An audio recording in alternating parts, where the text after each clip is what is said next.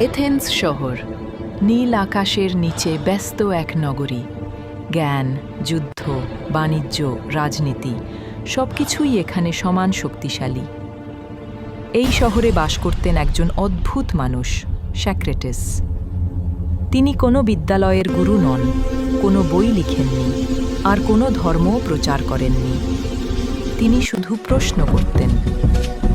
যে প্রশ্নগুলো ছিল সহজ, কিন্তু ভিত কাঁপিয়ে দেওয়ার মতো গভীর।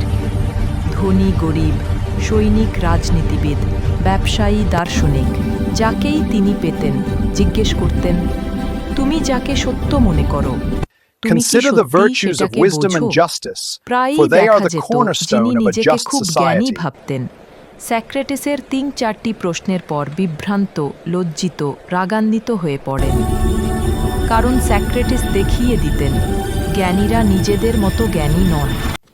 We must ধীরে consider ধীরে the weight লোকেরা of this ভাবতে লাগলো, decision carefully, এই for it will মানুষটা set the বিপজ্জনক। precedent for years say to come. আমাদের ছেলে মেয়েদের মনে সন্দেহ ঢুকিয়ে দিচ্ছে। সে রাজনীতিবিদদের মুখোশ খুলে দিচ্ছে।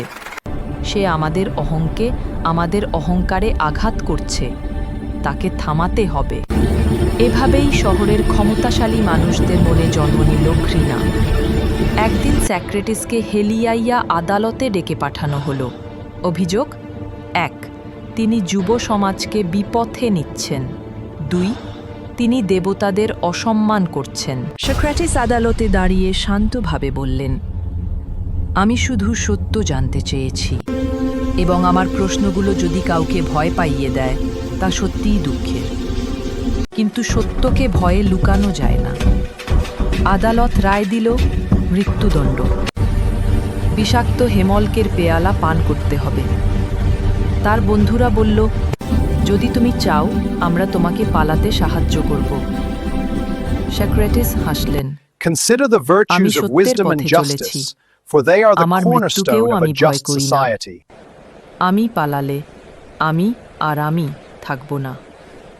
সেদিন সন্ধ্যায় তিনি ধীরে ধীরে হাত বাড়িয়ে বিষ পেয়ালার দিকে এগোলেন।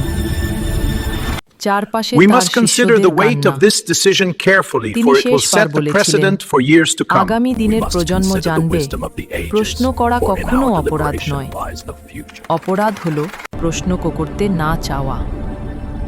এরপর তিনি নিঃশব্দে চোখ বন্ধ করলেন। এথেন্স শহর, নীল আকাশের নিচে ব্যস্ত এক নগরী। জ্ঞান,